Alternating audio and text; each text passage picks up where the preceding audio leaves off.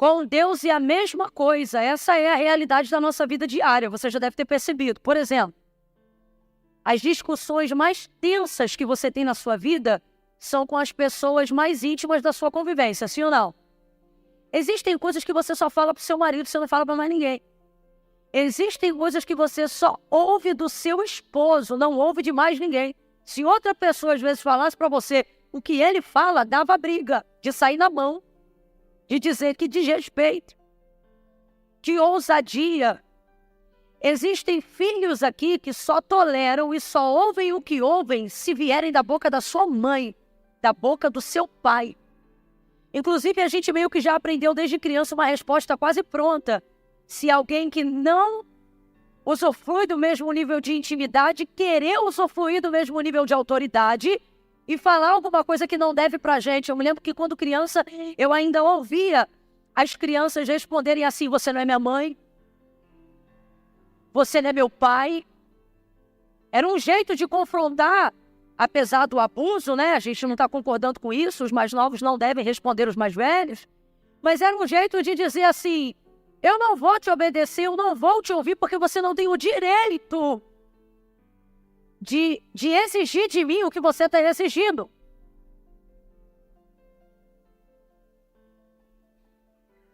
Então a intimidade, ela coloca a gente num padrão de proximidade muito grande com as pessoas. É por isso que, nesses últimos dias, você já deve ter percebido que as pessoas têm se agradado muito mais de viverem um relacionamento digital. Porque numa era digital, você não precisa me conhecer realmente. Eu vou mostrar para você o que eu quero que você veja. Então eu vou te educar a gostar de mim do jeito que eu quero que você goste de mim. E numa relação que está sendo construída, onde eu posso montar um personagem perfeito, uma pessoa perfeita, virtudes perfeitas, eu não desenvolvo em você a liberdade de me chamar a atenção, porque eu construo em você a ideia de que eu não tenho defeitos. Só que a verdade é que proximidade revela defeito.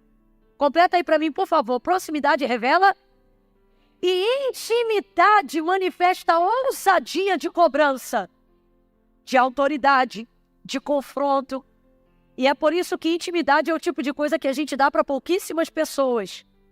Porque é prazeroso desenvolver intimidade dentro de um relacionamento, mas é também perigoso. Quem é que já ouviu aquele ditado que diz assim: dá dinheiro, mas não dá intimidade? Compreendendo que intimidade é aquilo que você tem de mais precioso na sua vida.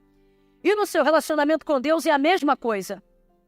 E infelizmente, tanto na vida pessoal quanto na vida espiritual, porque Deus é espírito e convém que em espírito ele seja adorado, as pessoas estão se distanciando de um relacionamento íntimo, não porque não querem usufruir de uma intimidade, porque diga para mim, a quem a unção de Deus não atrai? Diga para mim, qual é o homem que não teria felicidade, ainda que reconheça que a glória é de Deus, de saber que Deus fala com ele como quem fala a um amigo? Diga para mim, quem não gostaria de saber que Deus passa pelas suas mãos para curar as enfermidades?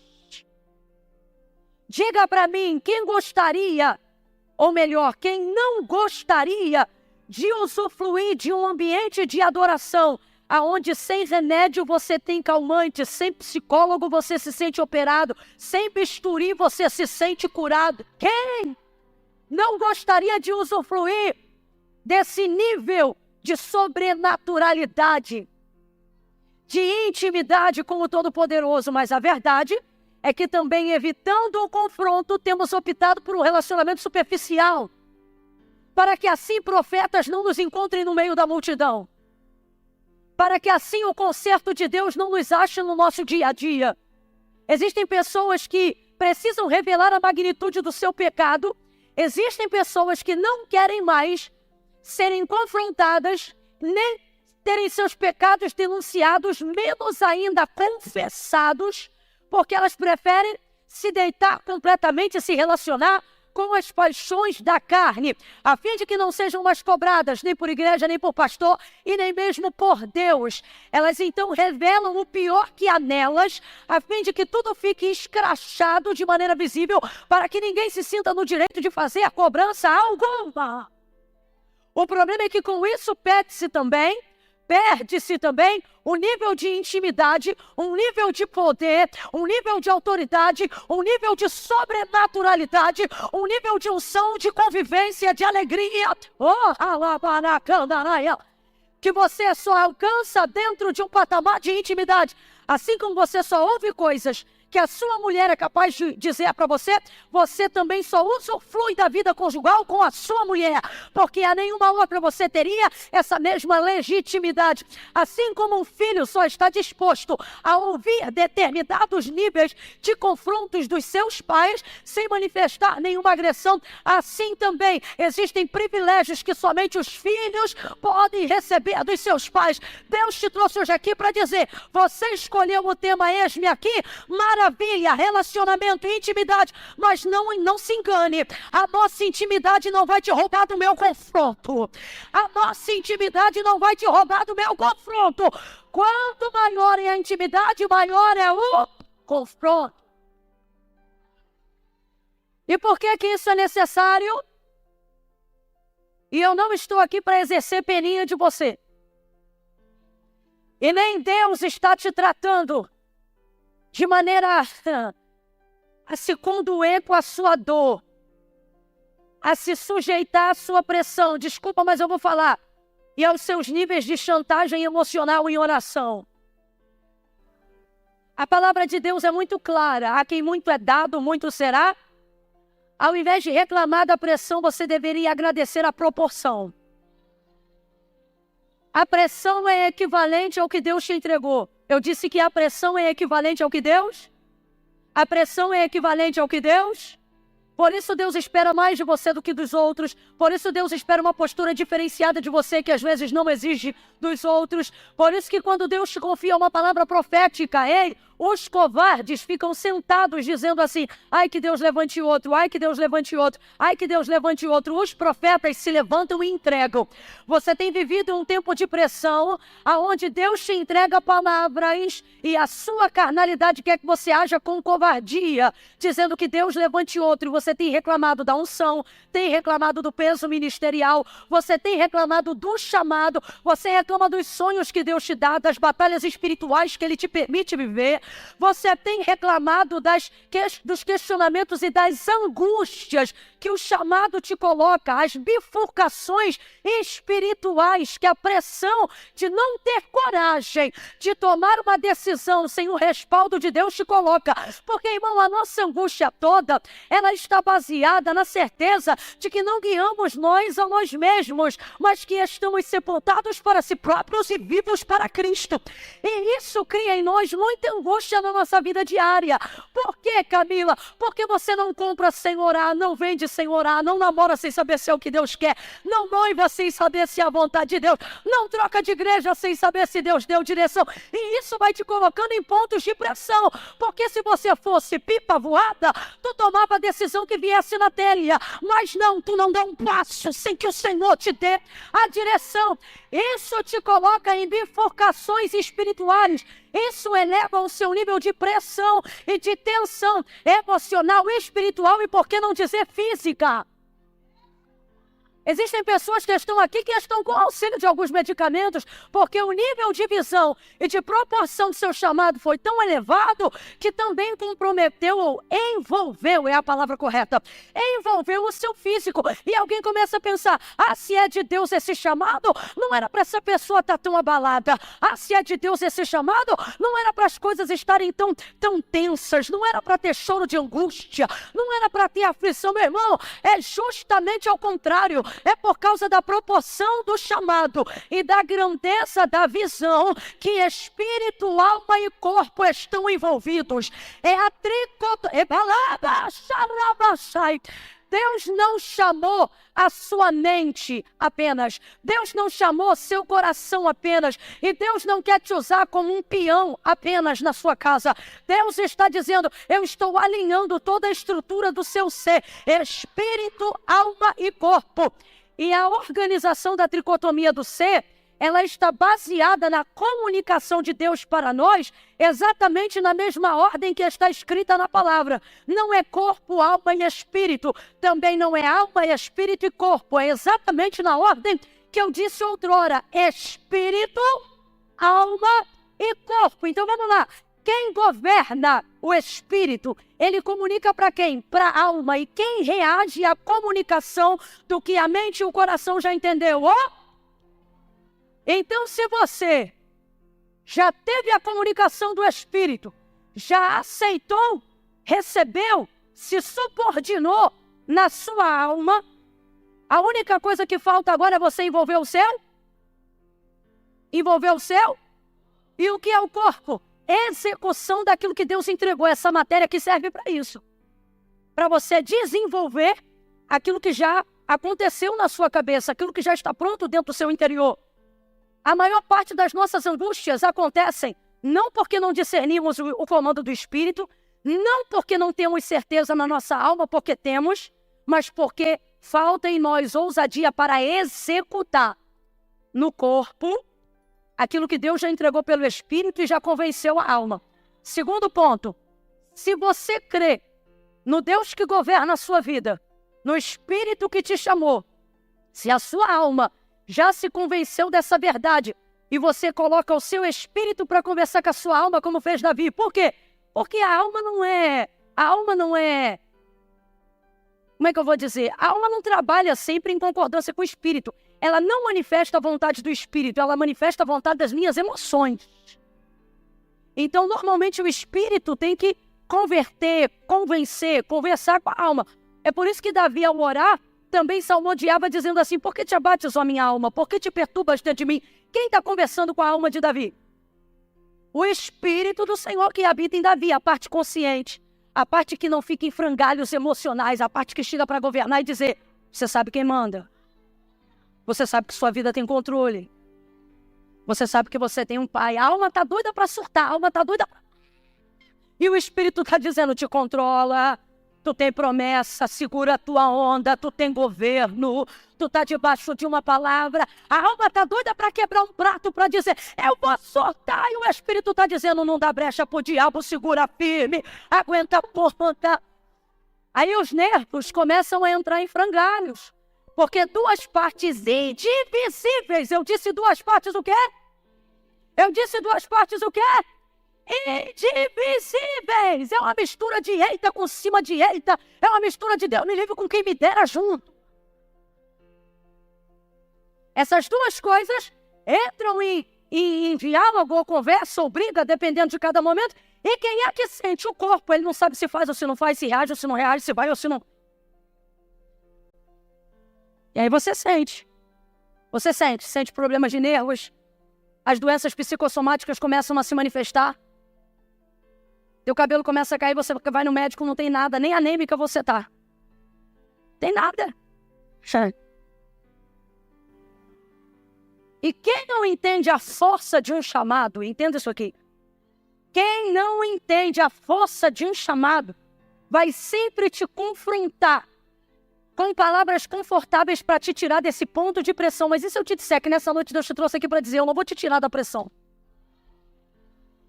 Porque é nessa pressão que eu vou te treinar, que eu vou te afiar. Orabacalaxai.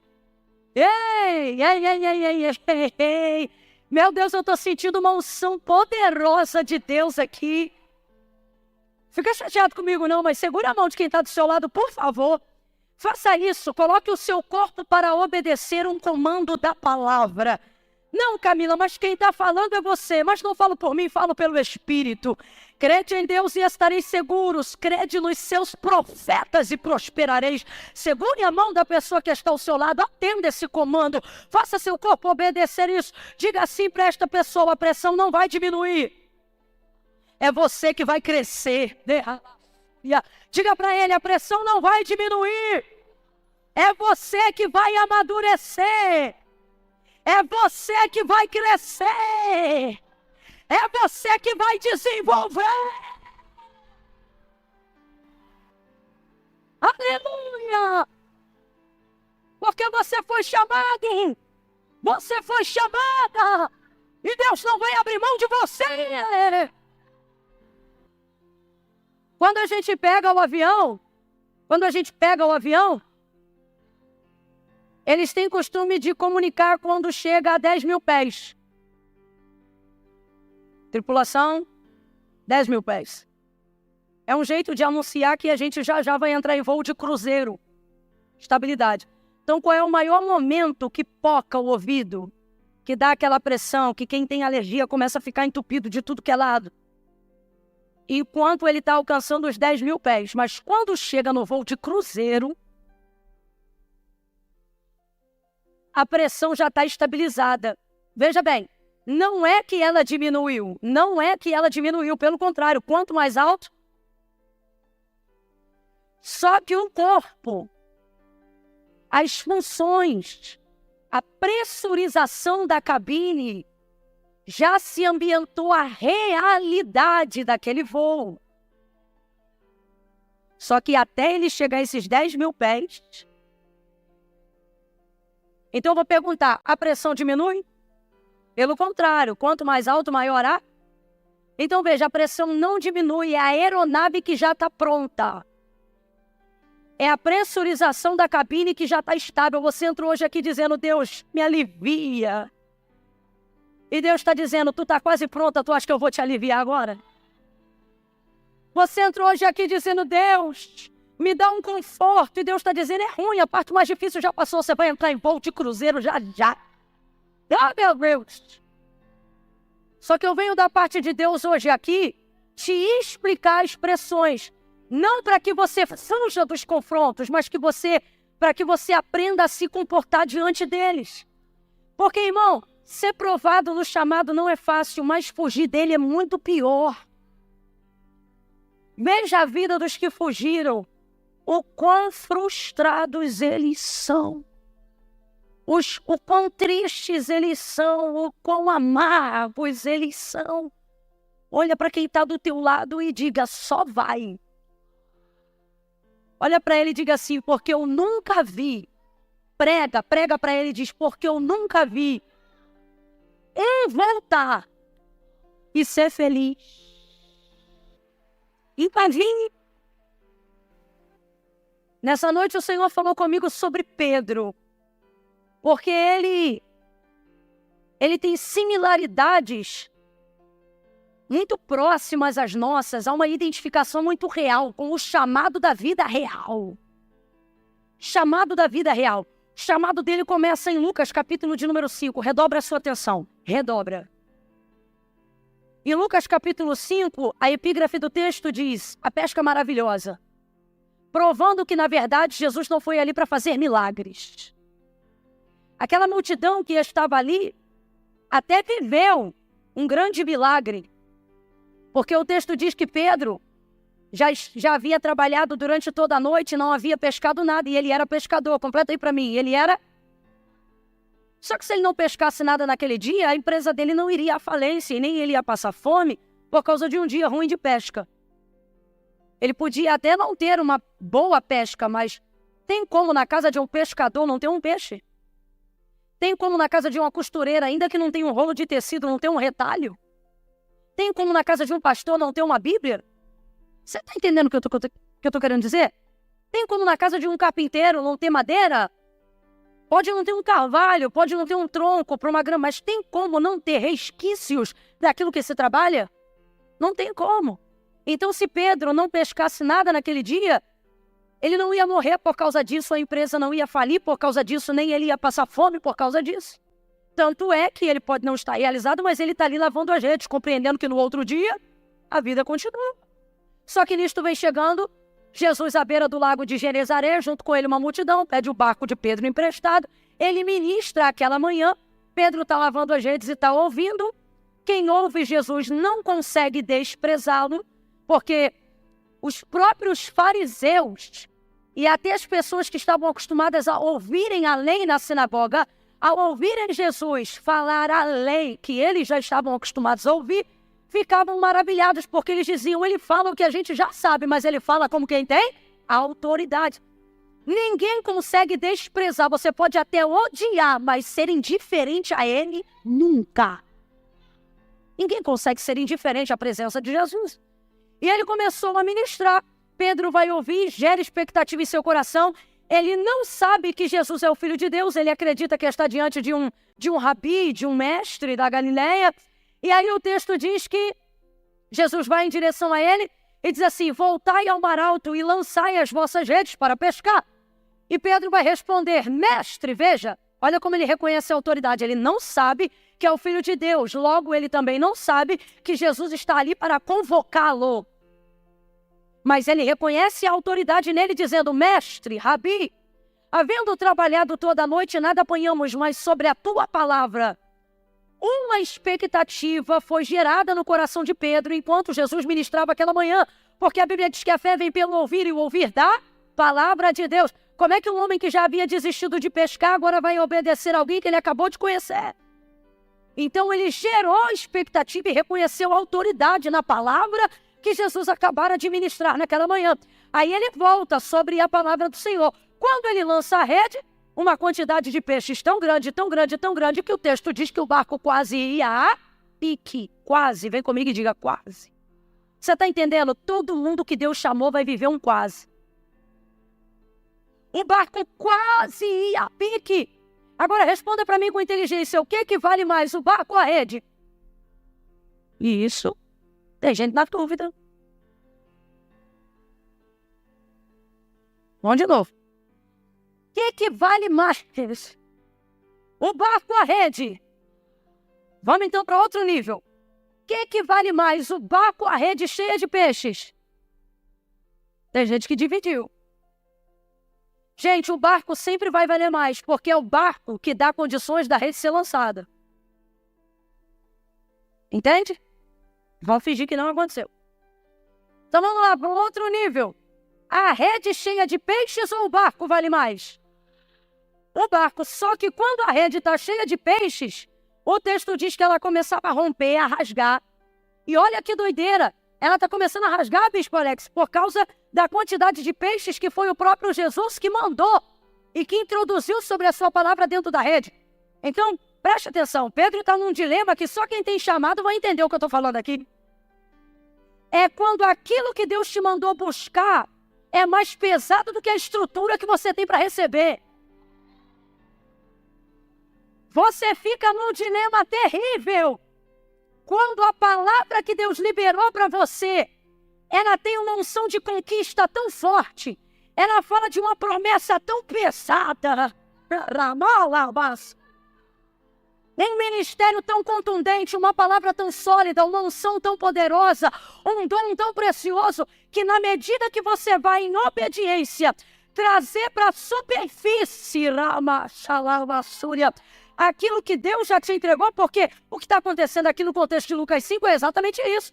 O Senhor já liberou a palavra, o peixe já está na rede. Já está na rede, sim ou não? Já está na rede, sim ou não? Só que o desafio não foi o peixe entrar na rede, foi Pedro trazer o peixe para superfície, para o barco. É o que Deus está dizendo, que eu tenho para você, eu já te dei. A parte difícil não é crer no que eu te entreguei. A parte difícil não é receber o que eu te dei, é sustentar o que eu te entreguei. É trazer para a superfície o que eu te dei. É colocar isso num campo de tangibilidade. É colocar isso num campo de acesso concreto. O peixe, já estava na rede. Só que a dificuldade aqui é puxar, é trazer para cima, é evidenciar. Eu disse o quê? Qual é a palavra? Quando Eliseu, sucessor de Elias, pediu virtude dobrada do Espírito que repousava sobre Elias, Elias disse assim para ele, tu me pediu uma coisa muito difícil, o que ele está querendo dizer? O que tu me pediu não depende de mim. Então vai ser da seguinte forma, eu vou te dar um sinal. Se tu me vires quando eu for tomado de ti, assim será. Se tu não me vires, não será. Ele fica apavorado com a envergadura da visão. porque está acontecendo no campo físico, uma manifestação que se iniciou no espiritual. Um redemoinho de vento veio para catar Elias. A visão é tão gloriosa que Eliseu começa a gritar, meu pai, e a expressão de judeu quando acha que vai morrer. Ele está apavorado, mas está de pé. Está apavorado, mas está aguentando, porque a palavra era o quê? Se tu me vires quando for tirado de ti, assim será. Se tu não vires, não será. Assim é o chamado, assim é a visão que Deus confiou a você, seja como pastor, como pai, como mentor, como líder, como empresário, como mãe. O que Deus está dizendo é, você só vai receber o que aguentar ver. Você precisa sustentar a visão. Ele pensa que vai morrer, mas não cai arrebatado, não. Ele pensa que vai morrer, mas não se entrega, não. O joelho dele certamente vai bater um no outro, mas ele não se entrega, não. Olha o grito dele. Meu pai, carros de Israel e seus cavaleiros. Elias sobe e some. Aí o texto diz que o que cai? Quem lembra? O que cai? O que cai? Agora responda para mim, a unção estava na capa? Não, porque senão quando o Eliseu tivesse pedido, é o que você quer, toma aqui, leva a minha. Mas ele disse, tu me pediu uma coisa difícil. O que isso significa? Porque o que você me pediu não depende de? Porque o Espírito está sobre mim, mas ele não é? Então vai depender de quem julga. Saber se você está apto para receber o que você está me pedindo. Então eu vou perguntar de novo, a unção estava na capa? Mas a capa era A capa não trazia a unção, a virtude do poder que Eliseu pediu, mas ela era a evidência de que já estava sobre ele aquilo que ele pediu. Então preste atenção, volta para Pedro.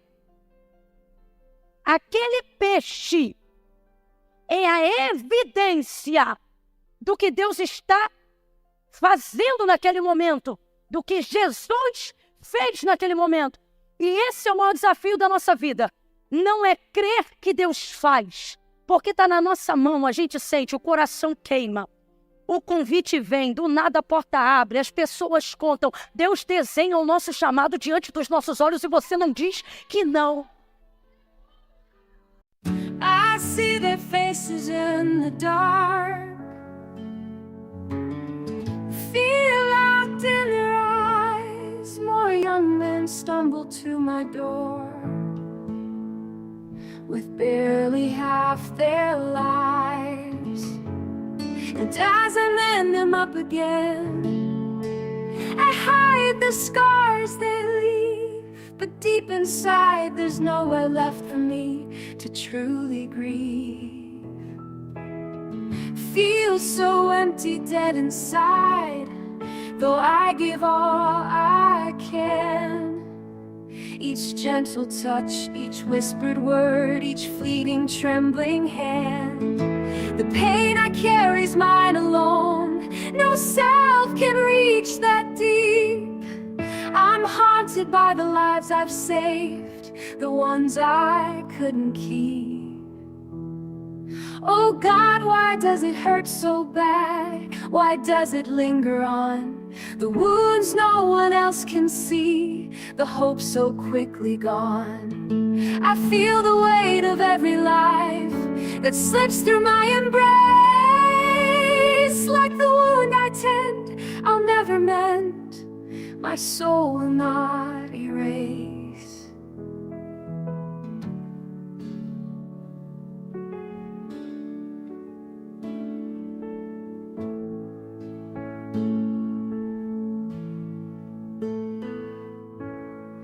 Feel so empty, dead inside, though I give all I can. Each gentle touch, each whispered word, each fleeting trembling hand. The pain I carry's mine alone, no sense.